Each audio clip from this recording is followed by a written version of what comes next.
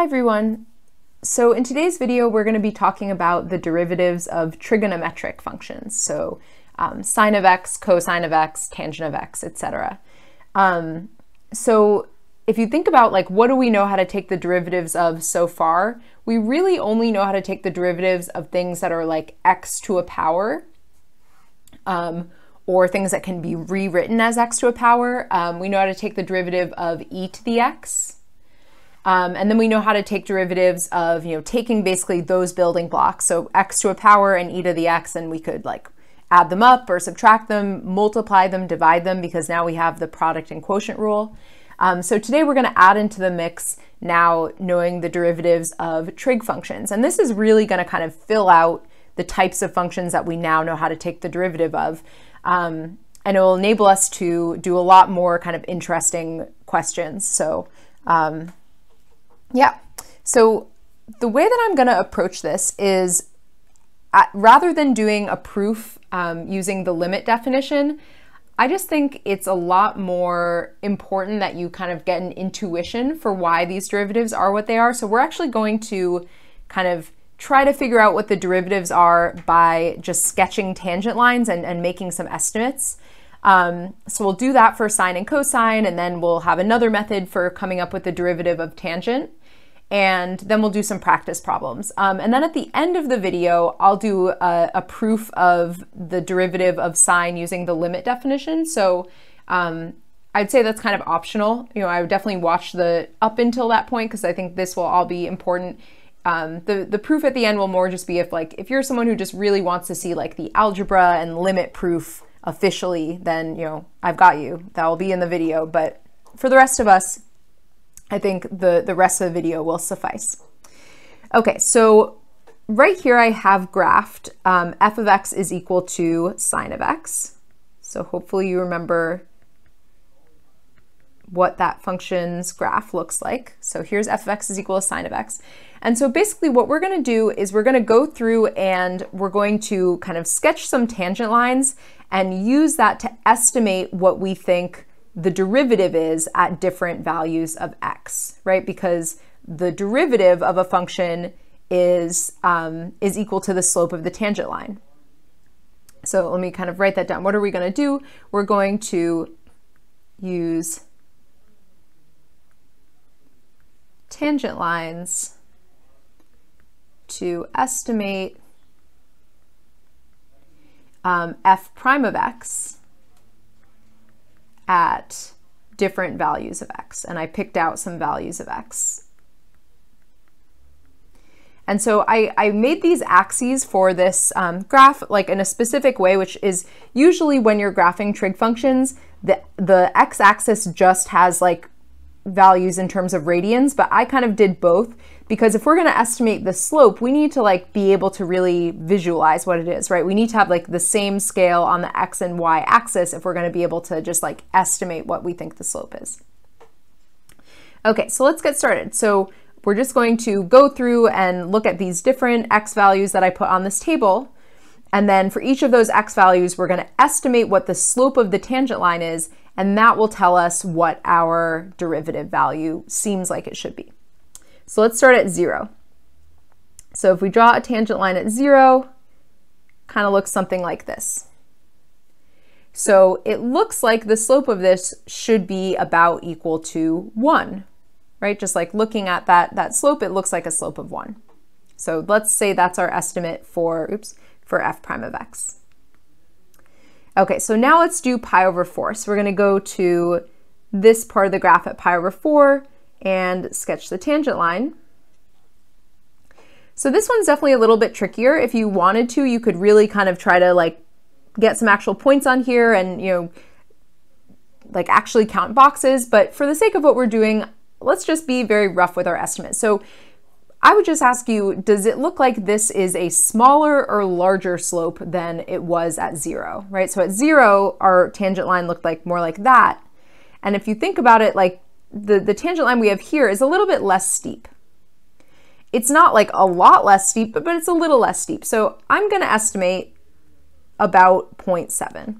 But honestly, if you estimate really anything between like 1/2 and 1 seems reasonable to me. So it looks to me like it's a steeper slope than 1/2, but it's less steep than 1. So something between 1/2 and 1 seems reasonable.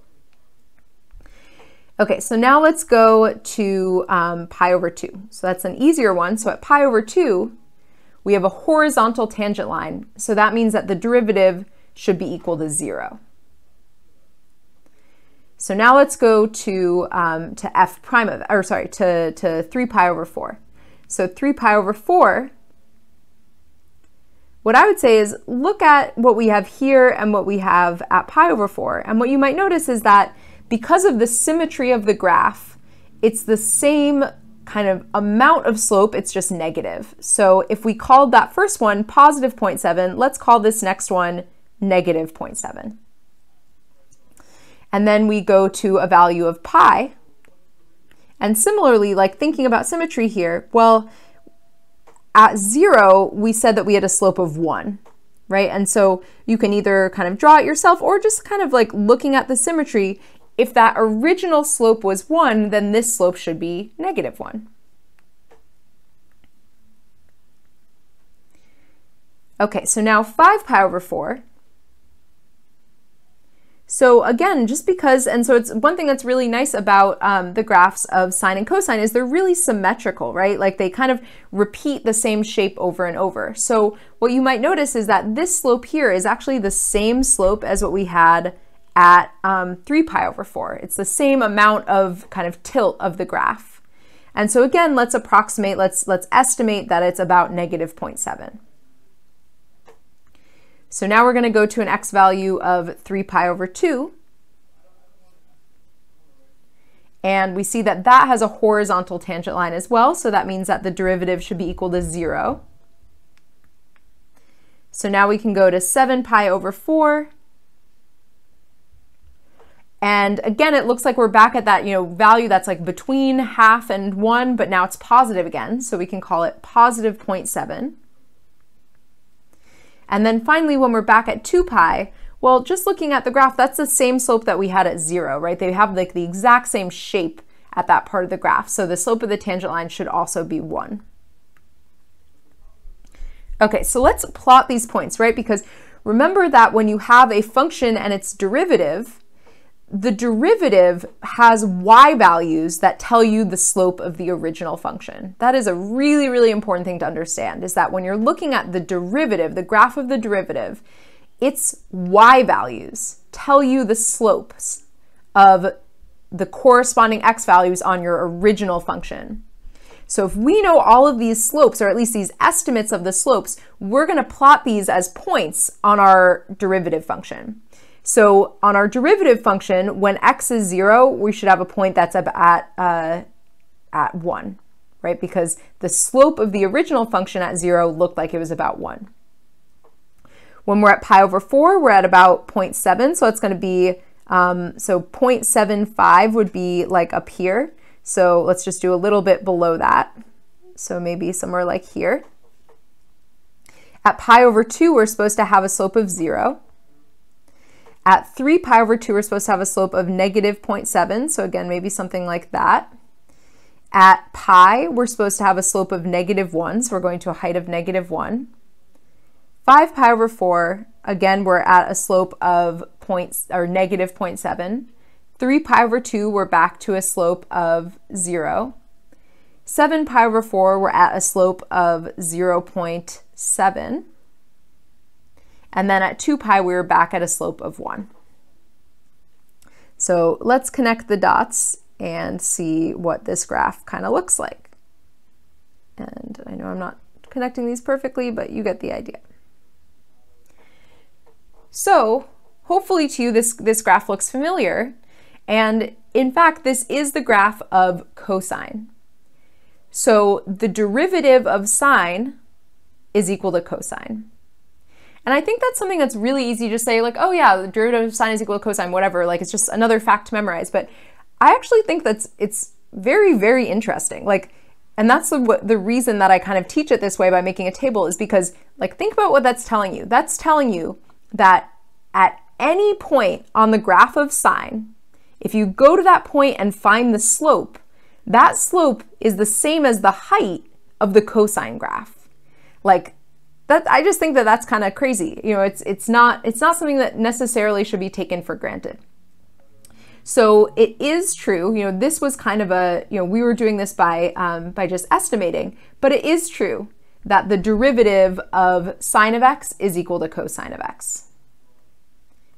And another thing that maybe is worth mentioning that I didn't say is that, you know, we just did between 0 and 2 pi, right? But the graphs of sine, or the graph of sine, is periodic, meaning that it repeats, right? So like if we were to keep doing the graph, it would do the same shape again, and then it would do the same shape again, it would do the same shape again, and same thing in the negative direction, right? It does that same shape over and over. And so that means that the derivatives are also going to repeat. And so it's not like just this one little snippet of the graph works out. It's like every part of the graph is going to keep having the same repeating pattern. And that's exactly what cosine looks like, right? Cosine also is periodic. It also keeps repeating. So yeah. So that's our first trig derivative, is we now know that the derivative of sine of x is equal to cosine of x. Okay, so let's now do cosine. So we're going to basically do the same idea. I'll go a little bit faster on this one because I think, you know, you get the idea. But again, I just really want to drive home like what's going on with these slopes, because I just think it's interesting. So if we go on, so now this is the graph of cosine. So let's maybe call this one g of x. So this is the graph of cosine of x. So now we're going to estimate the slopes on this one. So the slope at 0 looks like it is approximately equal to 0. And let me be consistent with my colors here. So 0. So now when we go to pi over 4, and the graphs of sine and cosine really kind of have the same shape, just kind of shifted from each other. So we should expect to see the same slopes, just in like a different order. So this is that 0.7 kind of slope, right? But it's negative. So it's going to be, we can estimate it to be negative 0.7. And by the way, the real value is square root of 2 over 2, right? Because that's what, you know, now that we know, or at least hopefully you believe me when I tell you that the derivative of sine is cosine, the actual value of cosine at pi over 4 is square root of 2 over 2. And I think that's like approximately equal to 0.72 or something like that. Cool, so we have negative 0.7. Then we go to pi over 2, and so pi over 2 is one of these ones where we have a slope of negative 1. So the points that are kind of like in the, on like the midline are the ones that are going to have slopes of 1 or negative 1. So here we have negative 1.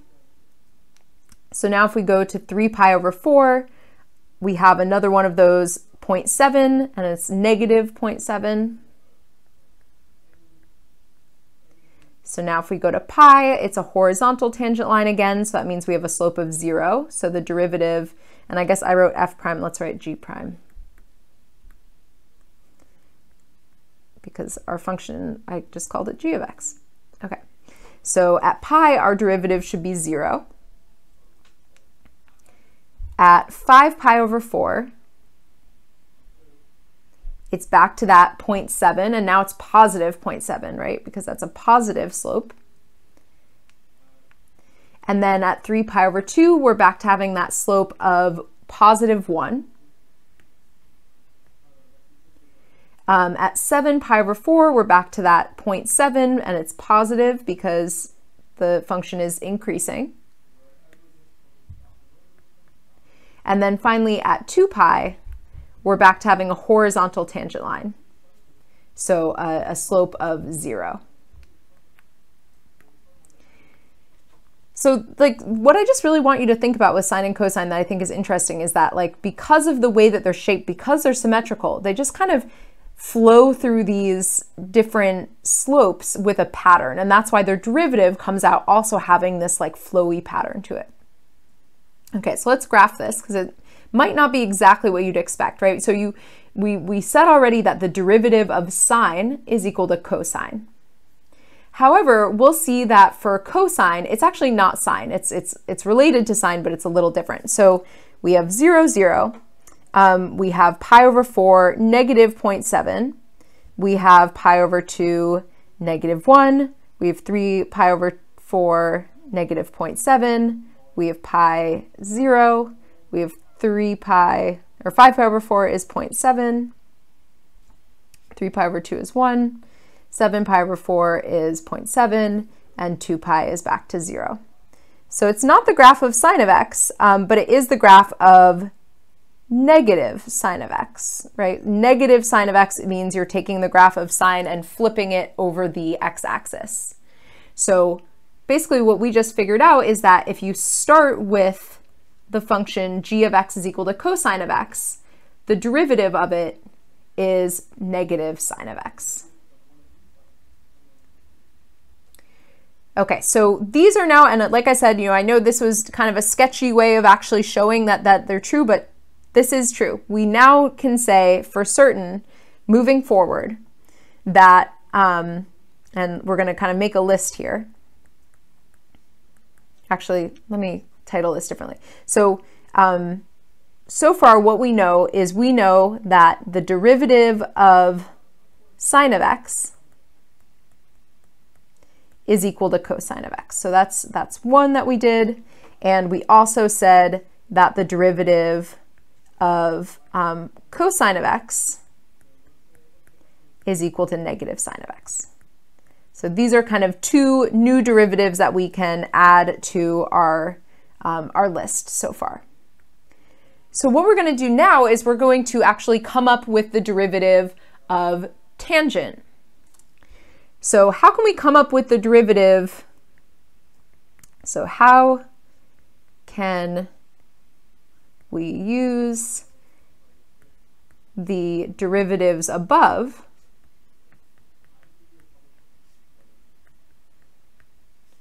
to find the derivative of tangent of x?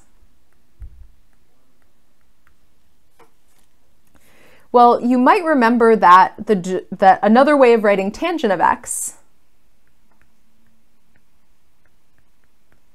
is sine of x over cosine of x. That's like a really important identity from pre-calculus. So how can you find the derivative of two functions that are being divided, so sine of x over cosine of x? Well, we can use the quotient rule. So we can take, instead of doing the derivative of tangent, we can do the derivative of sine of x over cosine of x. And to do this, we can use the quotient rule that we just learned in yesterday's video. So let's do that. So if we wanted to take the derivative of sine of x over cosine of x, so what we learned yesterday is, how does the quotient rule work? Well, the numerator looks a lot like the product rule, so we're going to be taking the derivative of one of them and multiplying it with the other one and vice versa. And the important thing is that we take the derivative of the numerator first. So we're going to start by taking the derivative of sine of x, and then we're going to multiply that with cosine of x. And then we're going to, from that, subtract. So that's a key difference with the product and quotient rules, is that in the quotient rule you subtract. Then we're going to take the derivative of cosine of x and multiply that with sine of x. And then in the denominator, we're going to take cosine of x and square it. So let's write down these derivatives. So now we know that the derivative of sine of x is cosine of x, right? So we have cosine of x times cosine of x. And then we have the derivative of cosine of x, we just learned, is negative sine of x.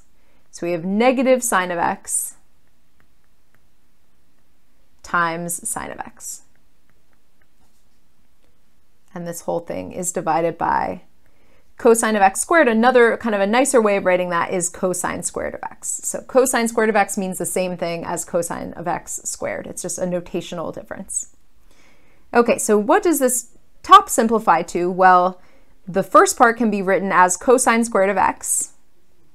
And then the negatives combine and we get plus sine squared of x. And so at this point, you might be tempted to split this into two fractions and then kind of deal with each one separately. And that would actually, that would work, but you'd have to then use some other kind of more obscure identities to get to our final answer.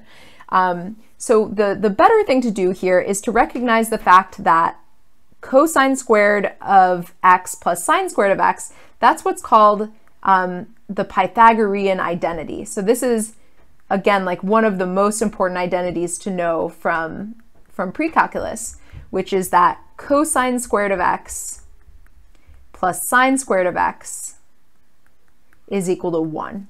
Regardless of what that angle x is, it's always true that cosine squared of x plus sine squared of x equals 1. And where does that come from? That comes from the fact that when you're on the unit circle, and we'll review this in a little bit, but when you're on the unit circle, the x coordinate and the y coordinate of the point, I'll just write this now. So when you're on the unit circle and you go to a particular angle, so let's say here's your angle, the x coordinate, and I don't want you to get confused because there's multiple x's here. So when I say the x coordinate, I mean the x coordinate of the point on the unit circle. Whereas maybe let me just, for the sake of talking about the unit circle, let's actually change this variable to theta, just so that we don't have multiple x's floating around. So if you go to an angle of theta and you look at your terminal point of that angle, so this point on the unit circle, the x coordinate is going to be cosine of theta and the y coordinate is going to be sine of theta. And then what's true about points on the unit circle? Well, points on the unit circle always satisfy x squared plus y squared is equal to 1. So if you take these two coordinates, the x coordinate being cosine and the y coordinate being sine, and you square them and you add them up, you should get 1 because the equation of the unit circle is x squared plus y squared is equal to 1. Any point that lies on the unit circle satisfies x squared plus y squared is equal to 1. So mini trig lesson there. But long story short, the important thing to know is that cosine squared of x plus sine squared of x is equal to 1. So we get 1 over cosine squared of x. And this is true, this is the derivative, but this can be written in a slightly nicer way, which is that what's the derivative of, or what's another way of writing 1 over cosine squared of x? Well, 1 over cosine is secant, right? The reciprocal trig identity, or reciprocal trig functions. And so the reciprocal of this would be secant squared of x. So that is the derivative of tangent. So that's another one that you want to know. And so let's write that down here. So the derivative of tangent of x is equal to secant squared of x. So we'll talk in a minute about the reciprocal trig functions. So like the derivative of secant or the derivative of cotangent or cosecant. We'll talk about that in a moment. But these three, you definitely want to have these memorized. So you're going to want to memorize the fact that the derivative of sine is equal to cosine, the derivative of cosine is equal to negative sine, and then that the derivative of tangent is equal to secant squared, because these ones come up a lot. So the other three, the reciprocal trig functions, so those ones aren't going to come up as much, and I don't think you really have to memorize them. And I'm actually going to ask you on your worksheet today to come up with their derivatives, and I'll kind of explain how you can do that. So what are the reciprocal trig functions? So if you have cosecant of x, that's the same thing as 1 over sine of x. If you have secant of x, that's the same thing as 1 over cosine of x. And if you have cotangent of x, sorry, I don't know why that thing keeps popping up. It's still a mystery to me. That's 1 over tangent of x. So personally, I actually, even though I've taught this class many, many times, and I've taken calculus, I personally don't really have these three derivatives memorized. I don't have the derivatives of cosecant, secant, and cotangent memorized. And the reason I don't bother memorizing them, I just don't spend brain space on that, is because it's actually pretty easy to find their derivatives using the quotient rule. So the quotient rule is how we came up with secant squared, and that was like a little bit more complicated. But because these functions are just like 1 over sine or 1 over cosine, you'll see that the quotient rule is actually really fast and easy with these. And the only thing you have to know is just how to kind of simplify trig expressions. So, even if you forget tangent, you can actually reprove to yourself what tangent is going through the process that we did here in green, right? But because tangent comes up a lot, I would recommend memorizing these ones. So to find the derivatives of these three functions,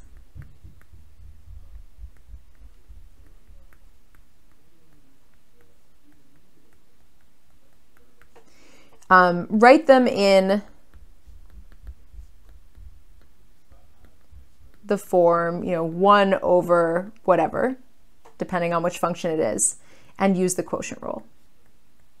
So I'm going to ask you to do that on your worksheet today, and I'll provide solutions. And so if you want, you can then memorize those, that's fine, or you might just reprove it to yourself every time using the quotient rule. Either way, I think is totally fine. So that is on today's worksheet. Like I said, those functions just don't come up as much, so I wouldn't worry about them as much as the other ones. Okay, so I want to do a couple of examples of just like typical problems involving derivatives of trig functions, because now that we're working with trig functions, some kind of trigonometry stuff is going to come up, and it's not going to be as complicated as stuff you would get into 142, but I will expect that you know how to do basic stuff like evaluating trig functions and like using inverse trig and stuff like that. And I just realized I want to, let me actually just grab something from my 142 class. I'm going to copy this unit circle. Okay, because we're going to want to refer to that. So yeah, let's actually just do a quick recap of trig stuff. I mean, this is going to be very quick. It's basically the same thing that I told you on the other page. So evaluating sine and cosine,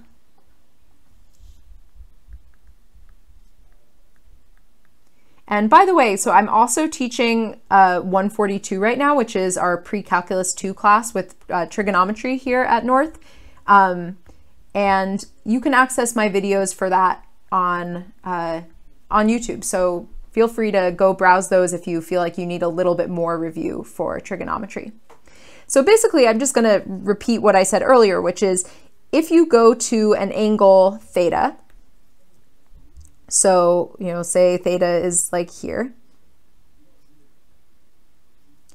So the point that is, like if this is your angle theta, and you go to that angle and you kind of draw it on the unit circle, if you can find the x and y coordinates of this point, that is what's called the terminal point of that angle. And the x coordinate is always going to tell you cosine of the angle, and the y coordinate is going to tell you sine of that angle. So, so if you sketch an angle theta on the unit circle, the point where it intersects the circle is called the terminal point. That's not really important to know, but just in case I refer to that as the terminal point, I'll just tell you that. So the important thing is that the x coordinate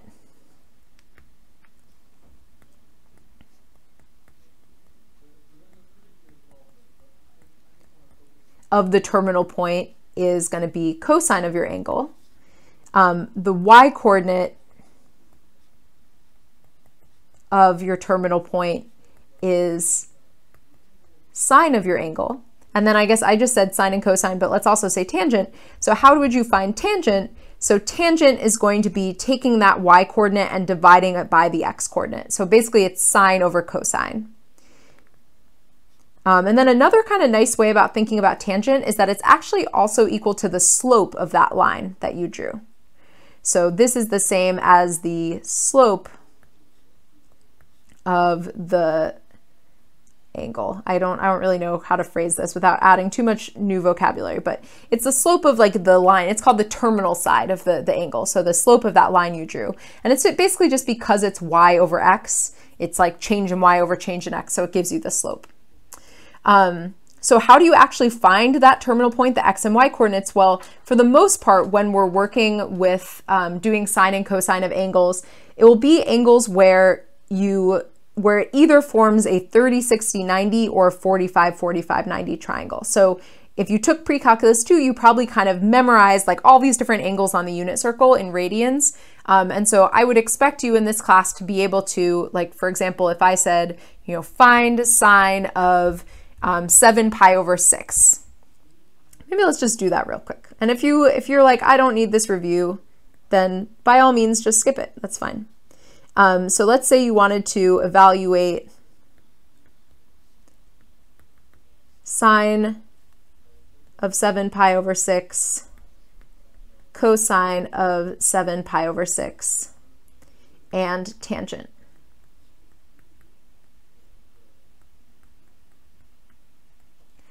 So how would you do that? Well, you would go to your angle, so 7 pi over 6. So maybe let me even write this out here. So 7 pi over 6. You could always just like convert it to degrees. Sorry for all this stuff. I don't know why that's there. You could always convert it to degrees. But the way that I like to think about it is to think about 7 pi over 6 as being 7 times pi over 6. And so pi over 6 is 1/6 of 180, right? So it's like pi over 6, 2 pi over 6, 3 pi over 6, 4 pi over 6, 5 pi over 6, 6 pi over 6, boom, 7 pi over 6. Or you could think of it as being 1 more than 180, right? Like so 6 pi over 6 would be 180, that would be horizontal. 7 pi over 6 is like 1 step further than that. So now that we have our angle drawn, basically what's going on is that because this is a 30, 60, 90 triangle, 30, 60, 90 triangle, so when I say this, I mean this triangle here is a 30, 60, 90 triangle. Because 30, 60, 90 triangles have certain relationships among their sides, we know that basically the shorter side is going to have a length of 1/2 and the longer side is going to have a length of square root of 3 over 2. And so specifically for this point, because the longer side is the x coordinate, it's going to be negative square root of 3 over 2. So negative because that's just, a negative. We're in quadrant 3, which is like a negative x coordinate. And then the y coordinate is going to be negative 1/2. So this is, what do you have to really memorize with trig? It would be just knowing, basically knowing that the shorter sides are 1/2 and the longer sides are root 3 over 2. And then there's something different for multiples of pi over 4, but I don't want to go over all of trigonometry. So if you feel like you need more review, definitely go check out my other videos. So how would we now interpret this? Well, we'd say, okay, that means that sine of 7 pi over 6 is equal to the y coordinate, so that's negative 1/2. Cosine of 7 pi over 6 is equal to negative root 3 over 2. And then if we wanted to find tangent of 7 pi over 6, we would do our sine over our cosine, or the y coordinate over the x coordinate. So that's negative 1/2 divided by negative root 3 over 2. And that simplifies to positive 1 over square root of 3. And then if you rationalize the denominator, you would get root 3 over 3. So this is about like the level of trigonometry that I would expect that you could do if it comes up in a problem in this class. So let's do a couple of examples to see how this actually could play out. So first example is going to be, let's find the equation of the line tangent to f of x is equal to 3 cosine of x plus 5 at the point where x is equal to pi over 2. Okay, so generally speaking, how do we do a problem like this? Well, we want to find the derivative in order to find the slope. And then once we have the slope, then we just need to find a point, and then we can write our equation. So our derivative is going to be, so we know that the derivative of cosine is equal to negative sine. So our derivative is going to be 3 times negative sine of x. And then the derivative of 5 is 0. So that's not going to contribute anything.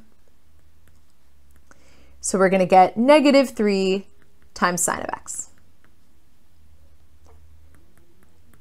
So we want to find out what is the slope at x is equal to pi over 2. So we're going to plug in pi over 2 into our derivative. So we have negative 3 times sine of pi over 2. So how do you find sine of pi over 2? Well, we would go to the unit circle and go to an angle of pi over 2, which is 90 degrees, right? Pi is 180, so pi over 2 is 90. And so what are the coordinates of this point? 0, 1. And so sine is the y coordinate, so we have negative 3 times 1, which is equal to negative 3. So now we know that the slope of the tangent line is negative 3.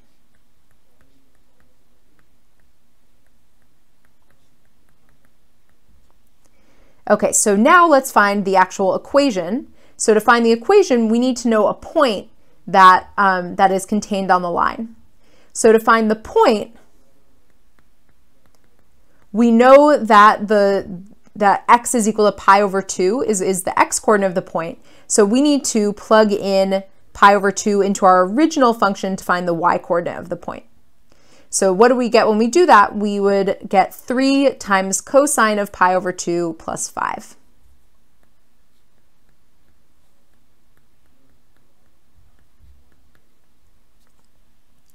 So what is cosine of pi over 2? Well, cosine is just equal to the x coordinate, right? And what is cosine then in this case of pi over 2? Well, it's just equal to 0. So we get is equal to 3 times 0 plus 5. Okay, so we know that our point now is the point pi over 2 comma 5. So our x coordinate is pi over 2, y coordinate is 5. And so now we can write the equation in point slope form.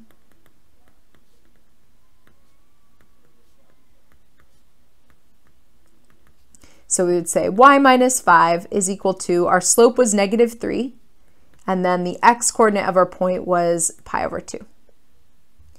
And so if we wanted to put this into y equals mx plus b form, it's going to be kind of, it's not going to look so nice, but let's do it anyway. So we would get y is equal to negative 3x plus 3 pi over 2. So distributing that negative 3, and then we add 5 to the other side. And so if you wanted to leave your answer in exact form without decimals, you really can't simplify it more than this. So you would just kind of leave it like this, like the 3 pi over 2 and the 5. I mean, you could make a common denominator and put them together, but I don't really think that makes it any simpler. So let's just check our work by looking at the graph of this. So here, oops. Here is the graph of 3 times cosine of x plus 5. And here's our point on the graph, pi over 2, 5. And here is our tangent line. Okay, so let's do one more example, kind of making use of our new derivatives with some stuff that we've been doing in the past. So let's try to figure out at what x values does f of x is equal to x plus 2 sine of x have a horizontal tangent line. So what does it mean to have a horizontal tangent line? It means that the derivative is 0, right? Like horizontal lines have a slope of 0. So we should be taking the derivative and setting it equal to 0. So horizontal tangent line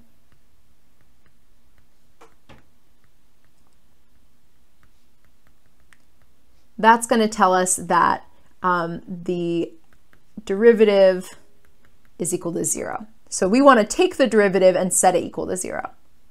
So in this case, our derivative is going to be, the derivative of x is just 1. And then we have plus 2 times cosine of x. So now we want to take this and set it equal to 0. So 1 plus 2 times cosine of x is equal to 0. So how do you solve something like this? Well, we basically want to start by isolating cosine, because if we can get cosine by itself, we can figure out what cosine is supposed to equal, and then we can use the unit circle to help us understand what those angles are. So if we subtract 1 from both sides, we get 2 times cosine of x is equal to -1. And then we divide both sides by 2, and we get cosine of x is equal to -1/2. So from here, you might remember doing using inverse trigonometry, and you could do that here, although in some cases that's going to give you an answer that is not exact, and I would want you to be able to give me the exact answer. So this is something that you should be able to solve by hand using the unit circle. So let's think about what this equation means. This equation is telling us that we are looking for an angle x, right? Because x is inside cosine, so it represents an angle. We're trying to find an angle x. So we want to find, and there will be, we'll see many angles at work. So find angles x such that cosine of that angle is equal to -1/2. And what does that look like on the unit circle? Well, that means that we're looking for angles where the x coordinate of that angle on the unit circle is equal to -1/2. So let's do a few examples. So let's see, one angle that could work. So we want an x coordinate of -1/2. So one angle that would work would be this angle here. So this is an angle of 2 pi over 3, 120 degrees. And so 2 pi over 3 works because the x coordinate is -1/2, the y coordinate is √3/2. And you don't need to really know the y coordinate, but I'm just writing it down. So one possible solution that we have so far is x is equal to 2 pi over 3. We could also, though, go to an angle like this, right? So this angle would be the same x coordinate, so -1/2, and now the y coordinate would be -√3/2. And then this angle, you could actually measure it this way as a negative angle, but I think it'll just be a little clearer if we measure it this way. So what is this angle? Well, so the first angle we have is 2 pi over 3. 3 pi over 3 would be here, and so this angle in blue is actually 4 pi over 3. And so another possibility is x is equal to 4 pi over 3. However, those are not the only possibilities, because remember with trigonometry, you always have many, many different angles that give you the same sine and cosine value. Why is that? Well, because for any angle, you can add 2 pi to it, or 4 pi, or 6 pi, or 8 pi, and it will give you the same point. So for example, if we took this 2 pi over 3 and we added another 2 pi to it, that would give us an angle where we go all the way around once, so that would be 2 pi, plus an extra 2 pi over 3. So it would kind of get us back to that same point on the unit circle. And then if you were to subtract 2 pi over 3, that would basically go in the other direction.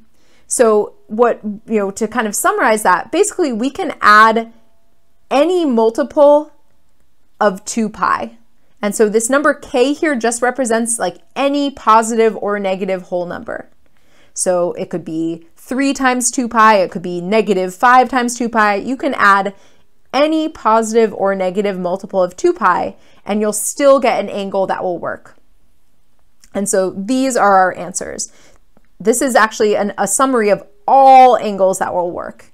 Any angle that is 2 pi over 3 plus or minus any multiple of 2 pi, and then also 4 pi over 3 plus or minus any multiple of 2 pi, those are all the angles that are going to work. So let's look at the graph of our original function in order to kind of check our work and see, because I think it's actually kind of cool to see how this plays out in the graph. So remember, our original function was x plus 2 sine of x. So what does that graph look like? It's kind of an interesting graph. So if it was just 2 times sine of x, that would be something that, like a regular sine graph, but just stretched by 2. But what does this adding of x do? Well, it basically causes the graph to go up as you go from left to right and then go down to the negatives, because you're basically taking your regular cosine graph and like the bigger x is, the more you're kind of adding to that graph, and it's causing the graph to grow. So let's look at the places where this graph appears to have a horizontal tangent line. So one of those points is at 2 pi over 3, so that's one of the ones we found. And then we have another one at 4 pi over 3. So this graph continues though, it has the same shape. So the next one is 8 pi over 3 and 10 pi over 3. So that would be adding 2 pi to each of the original solutions. And then we have another one here, and that would be adding 4 pi to each of the solutions, and it just keeps going forever. And then same thing here. So if you were to subtract 2 pi from your original two solutions, you would get -2 pi over 3 and -4 pi over 3, and so on. So I just wanted to kind of give a visual on that to connect it back to what's going on.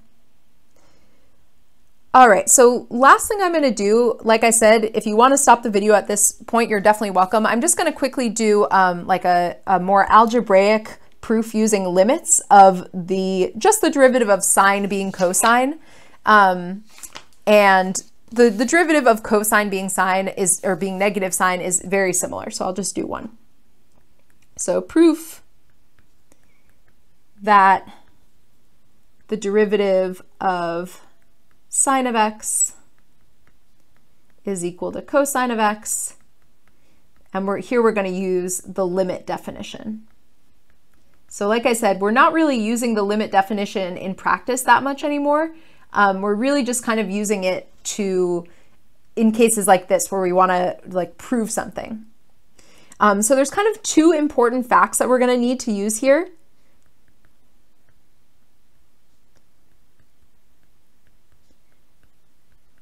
So the first one is the angle addition rule for sine. So basically, because how the limit definition works, right, the limit definition, you have to do f of x plus h. So our limit is going to have sine of x plus h in it. So we're going to want to use the angle addition rule for sine in order to kind of simplify things a little bit.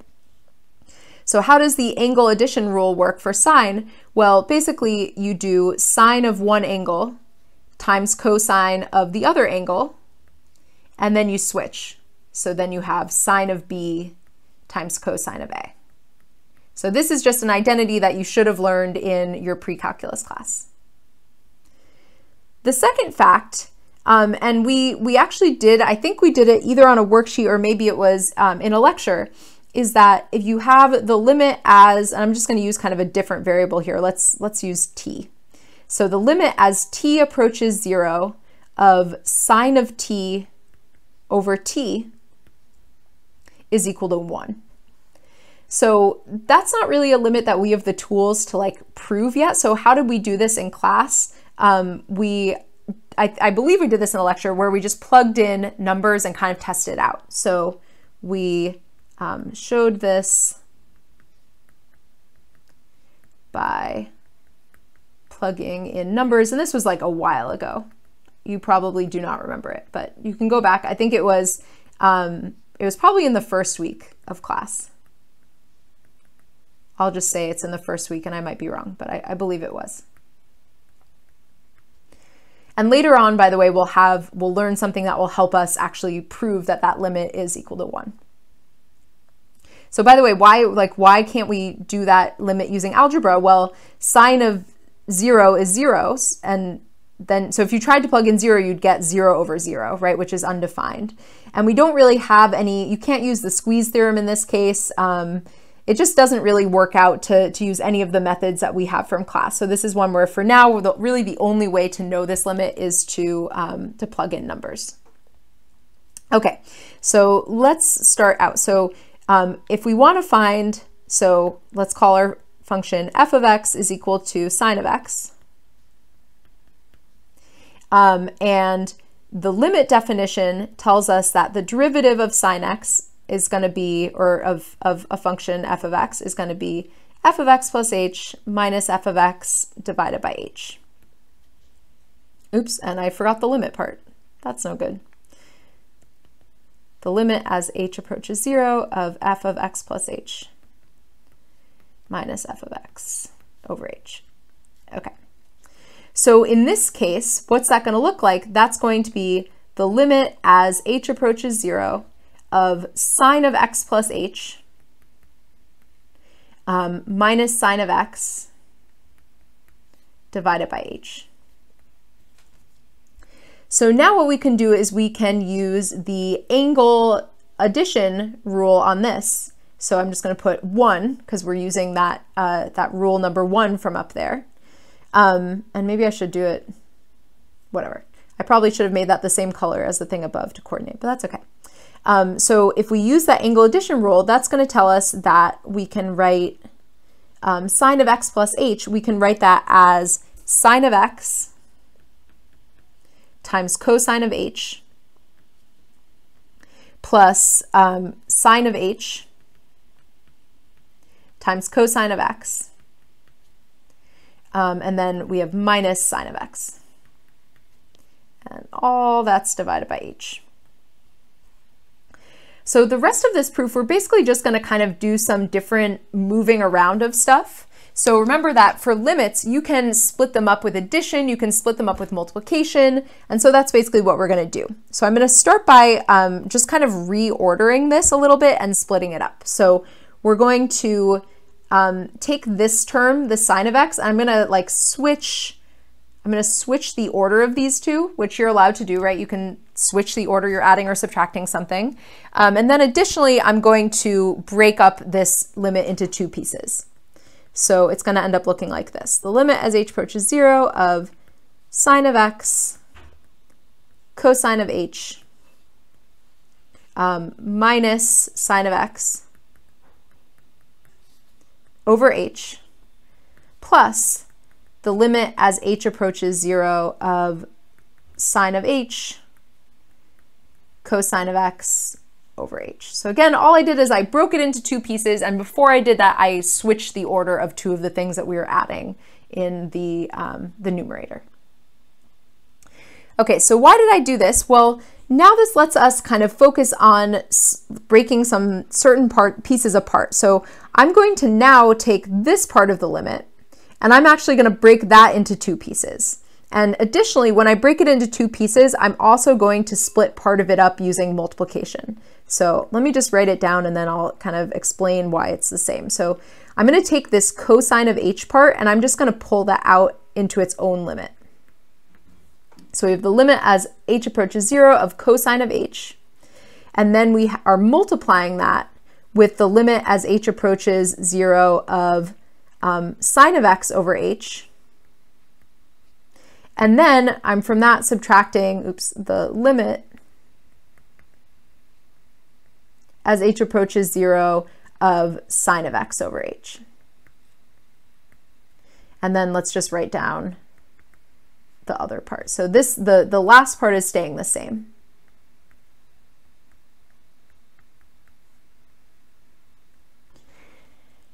Okay, so what went on here? Basically, all I did is I took this part. So we can split this into two fractions, right? We can split it into this fraction and this fraction, and kind of put each of them in their own limit, because you're allowed to, when you have a limit, break it up using addition.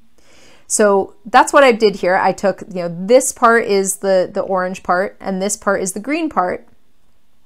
And then the only other thing I did is I took the cosine part and I kind of broke that off, right? Because in the orange part, in the original limit, it was sine of x times cosine of h over h. So I just, like, instead of having the cosine of h multiplied in the numerator, I just kind of pulled it out and multiplied it on the outside. And then I took the limit and split that up as well, because the limit of a product is the same as the product of the limits. Maybe I'll leave that. Is that helpful? I'll leave that here. Maybe that will help someone understand. Okay, so why did I do that? Well, because the limit as h approaches 0 of cosine of x, that's just 1, right? You can plug 0 into cosine. There's nothing wrong with that part. So we can just kind of do that and say, okay, that's going to be 1 times the limit as h approaches 0 of sine of x over h. And then we have minus the limit as h approaches 0 of sine of x over h. And then we have this other part, the limit as h approaches 0 of sine of h cos of x over h. Okay, so what's going on over here? Well, we have, and I got rid of my red pen in my last lecture, so let me get it back. So here we have the positive limit of sine of x over h, and then we have the negative of it, and so those cancel out. And so all we're left with is this, this limit on the right. And so I'm again going to take this and I'm going to split it into two parts. So we're going to have the limit as h approaches 0 of sine of h over h, and then we're going to multiply that with the limit as h approaches 0 of cosine of x. So this limit here, this one we talked about at the beginning, right? We said that if you have, and I use a different variable, but we said the limit as t approaches 0 of sine of t over t is equal to 1. And so here we have the limit as h approaches 0 of sine of h over h, so that is going to be equal to 1. So this is maybe confusing, but this, I'm not saying it's equal to 2, I'm saying this is like fact number 2. Maybe I'll write that, fact 2. And this one was fact 1. Okay. And so what are we left with then? We're left with 1 times the limit as h approaches 0 of cosine of x. But now we don't even have any h's left. So it's kind of like, just to give a total side example, if you're taking the limit as x approaches 0 of like 5, your answer is just 5, right? There's nowhere to plug in that x. And so similarly here, there's nowhere to plug in the h, so our final answer is just cosine of x.